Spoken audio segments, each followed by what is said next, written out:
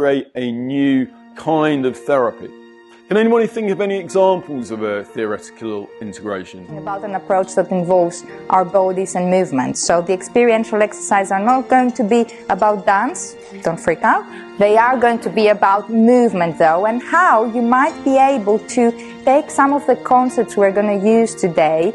I've got a clock in my office, and instead of there being an hour of 1, 2, 3, 4, 5, etc., it's got now.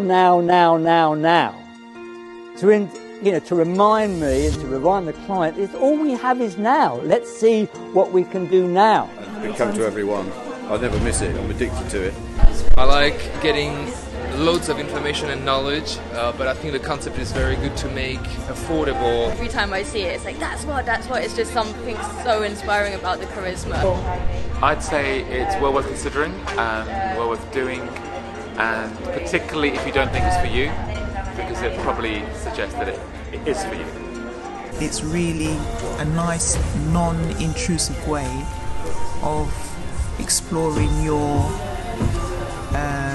interests without having to make a big deal of it. So yeah, please book. I might see you there. As a lecturer in counselling and psychotherapy, I would always recommend any of my students to come here. It's fabulous value for money as well.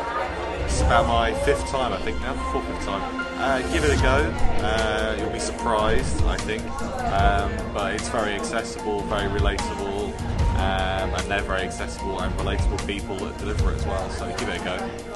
I mean, every single at the end of every month, there's just these incredible new speakers. It's the centre of my month, and it's fantastic fuel. Subscribe to the idea, and I highly recommend it for your friends.